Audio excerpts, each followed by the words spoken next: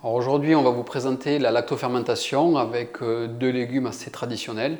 En premier, le chou qui permet de faire notamment la choucroute, donc du simple chou, chou paumé, chou lisse, et des carottes qu'on va aussi faire lactofermenter avec un petit mélange avec du cumin.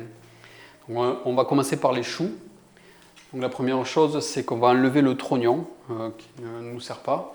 Donc pour ça, on va utiliser un vide-chou, un creuse-chou. Donc c'est comme une petite pelle qui est bien aiguisée sur tous les côtés. Et donc assez grosse, qui nous permet de rentrer dans les choux facilement. Suivre la forme conique pour ne pas trop gaspiller. Et récupérer un beau trognon avec un chou qui est bien préparé. On continue donc et on prépare chaque chou de la même manière. Donc c'est quand même assez dur, donc c'est important d'être posé sur une table, un plan de travail correctement.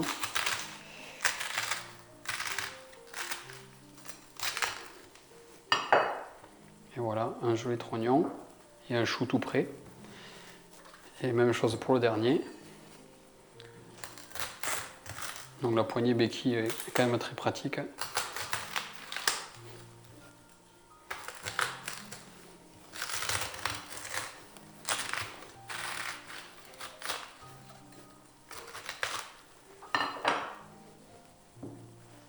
Et voilà le chou tout prêt. Nous allons maintenant réserver quelques feuilles pour recouvrir dans les pots de lactofermentation à la fin du process. Mais d'abord, nous allons râper ces choux pour les préparer avant de les mettre en pot avec le sel et la préparation de saumure. Donc là, pour râper les choux, nous allons utiliser une râpe à tambour. Donc c'est comme une très grosse râpe à fromage avec là une trémie, un tambour en inox. Donc c'est facile d'entretien et parfait au niveau alimentaire. Et on récupère ça dans un bac alimentaire également. Donc là, on va faire des quantités assez importantes. Après, il existe différents produits et différentes méthodes pour râper, couper les choux selon les quantités qu'on va utiliser par la suite. Donc, les choux peuvent avoir tendance à sauter. Donc, on a un système de cale.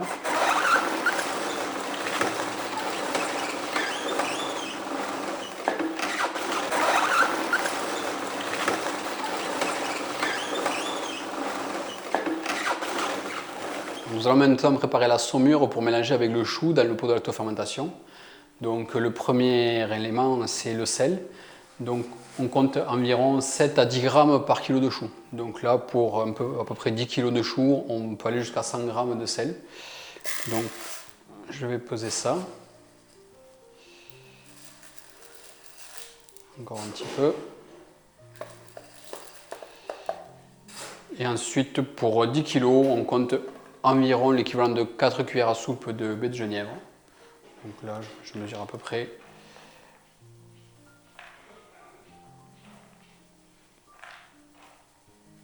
Voilà. Et dans cette recette, on va utiliser un petit peu de cumin aussi. Et là, pareil, pour 10 kg, l'équivalent de 2 cuillères à soupe. Donc, je mesure comme ça. Voilà. On peut mélanger un petit peu. Et donc, ce qu'on va faire maintenant, c'est qu'on va mélanger à peu près l'équivalent d'une grosse cuillère à soupe chaque fois qu'on fait une couche de chou. Donc, une couche de chou, un petit peu de sel, une couche de chou, un petit peu de sel, jusqu'à arriver en haut du pot. Donc, on va utiliser notre pot en grès. Il est livré directement avec deux pierres en demi-lune qui permettent de tasser. Donc, on utilisera à la fin pour bien tasser et bien maintenir le chou tassé. Et donc maintenant on le remplit en prenant à peu près 2 grosses poignées de choux pour faire une bonne couche. Et à cela on ajoute un petit peu du mélange baie de genièvre et sel.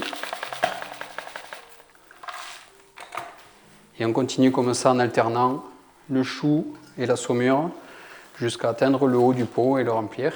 De temps en temps, on va tasser l'ensemble, donc avec le pilon, on peut tasser aussi avec la main, c'est vrai que le pilon est de bien, pour remplir au maximum le pot et ne pas perdre d'espace et avoir quelque chose de bien tassé, puisque le but c'est qu'il n'y ait plus vraiment d'oxygène, donc il n'y a pas d'air, et le chou avec la saumure va dégager toute l'humidité en fait, et donc il va y avoir un jus qui va se produire. Et donc on continue après de remplir.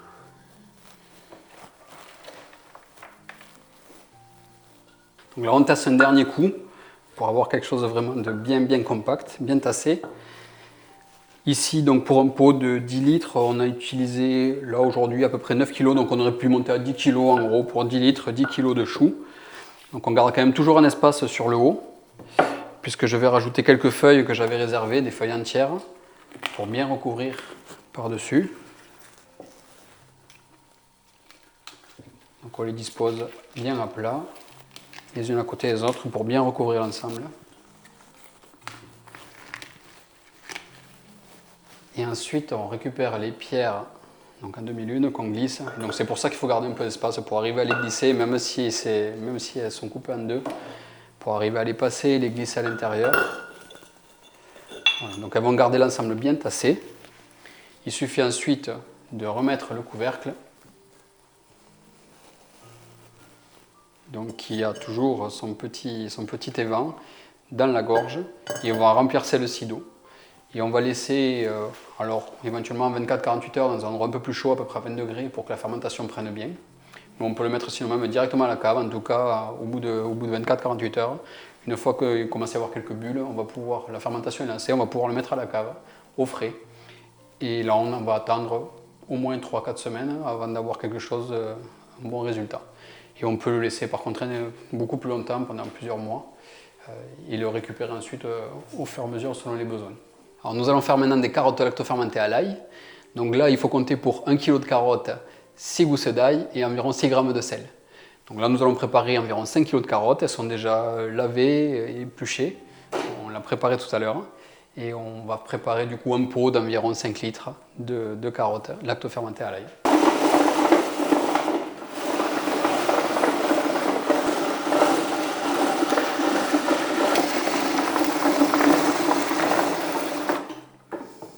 Donc nous allons maintenant mélanger les carottes avec l'ail au préalable et ensuite mettre dans le pot une couche de carottes, une couche de sel, jusqu'à le remplir en tassant bien. Donc on commence par l'ail qui est déjà préparé, épluché et coupé. Donc on mélange bien, qu'il soit réparti de façon homogène dans toute la préparation.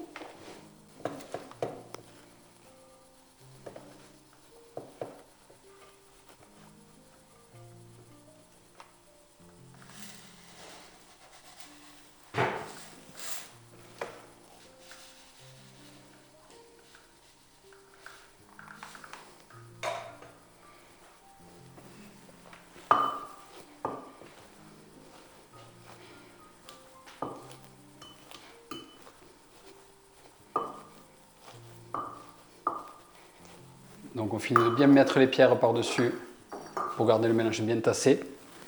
Et comme pour le chou, il suffit de fermer avec donc, la cloche et toujours les vents pour le joint d'eau et remplir ensuite la gorge d'eau. Et on va laisser de la même manière à peu près 24-48 heures à environ 18-20 degrés. Et ensuite le passer dans une cave plus fraîche où là on pourra attendre au moins 3 ou 4 semaines avant d'avoir un produit déjà consommable, lactofermenté, et voire plusieurs mois si on le souhaite pour le conserver plus longtemps. Et voilà le résultat final au bout de quelques semaines. Nous avons là nos carottes qui sont prêtes à être dégustées, qu'on peut du coup manger comme ça, seule en crudité, ou mélanger avec d'autres légumes en salade. Et la choucroute, donc certains la consomment crue, et sinon comme la choucroute traditionnelle qu'on fait cuire et qu'on va mélanger donc ensuite avec les pommes de terre et la saucisse pour faire le plat traditionnel d'Alsace.